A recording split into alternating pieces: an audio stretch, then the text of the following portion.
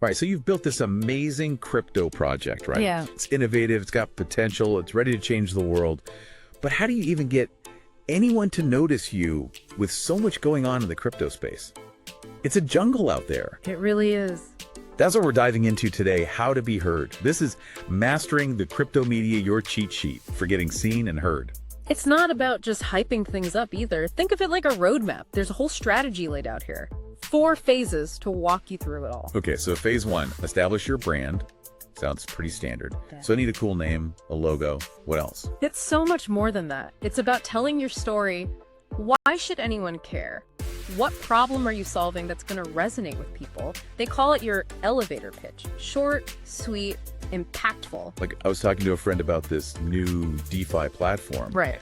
And the second I mentioned they were tackling carbon offsets using blockchain, that's what hooked them. They were interested. Exactly. You need that strong narrative, and it builds trust too, which, let's be honest, is huge in the crypto world. For sure, especially with all the scams out there. Yeah. Trust is key. So, okay, I've got my story. What's next? Just blast it out everywhere online. Whoa, hold on. Enthusiasm is great, but we've got a plan, remember.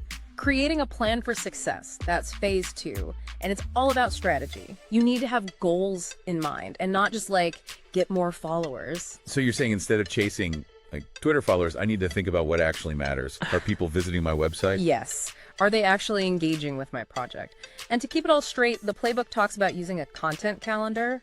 I can see that being useful, staying organized. What makes it so important, especially with how fast things move in crypto? Well, it's like having a secret weapon against the chaos. Think about it. Press releases, blog posts, social media updates. It's a lot to juggle, right? Oh, yeah. A content calendar helps you plan and schedule everything in advance. So instead of just reacting to whatever's trending, I can be prepared and get ahead of it. That's the idea, being proactive. And it helps you tie in with whatever's happening in the wider crypto world. Like if there's a big event coming up, I could have content ready to go at the same time. Exactly. You've got it. It's about timing and being in the right place at the right time. You wouldn't launch like a new social media platform right in the middle of the Super Bowl, would you? Unless I could somehow guarantee everyone would watch my commercial during halftime. Haha. Okay, so we've got our story. Our content is planned out. What's next on this crypto publicity journey?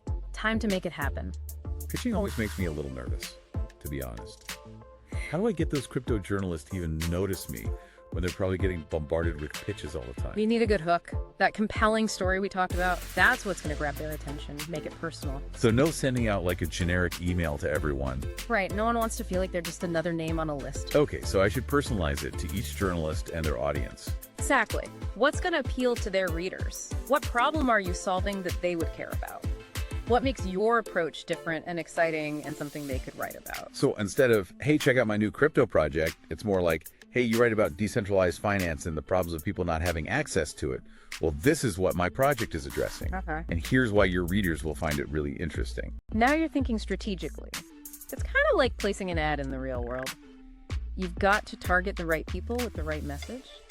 And one more tip from the playbook, don't forget to follow up. Sometimes a little nudge a week later can make all the difference. Makes sense. It's like that saying, the fortune is in the follow-up. Though hopefully we're talking about awesome press coverage here and not, winning the lottery. Yeah. But it sounds like there's more to it than just pitching journalists these days. What about this whole community engagement thing I see that mentioned a lot in the playbook? Huge, absolutely huge. Your community can make or break you in the crypto world. They're the ones who get it, who are actually using your project, spreading the word. Yeah, the crypto communities I've seen can be really passionate. Yeah. How do you tap into that and actually build those relationships? AMAs, Ask Me Anything sessions.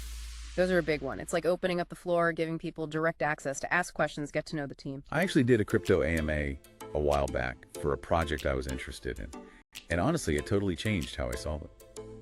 Just being able to talk to the developers directly made a huge difference. It's that transparency, right? It builds trust, shows you for real.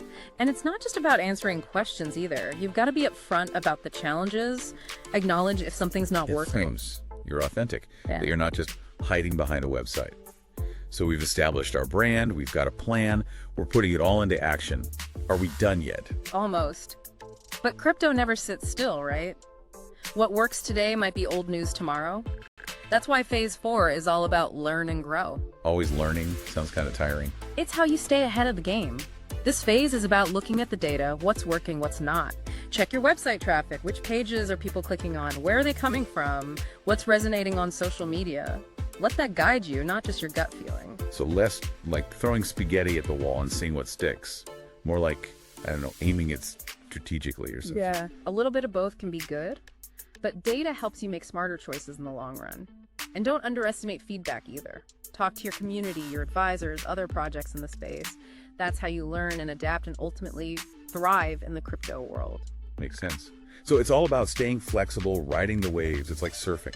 To wrap it all up, you need a great story, a solid plan, effective pitching, community engagement, and a willingness to constantly learn and grow. That's how you make a real impact in the world of crypto. Couldn't have said it better myself.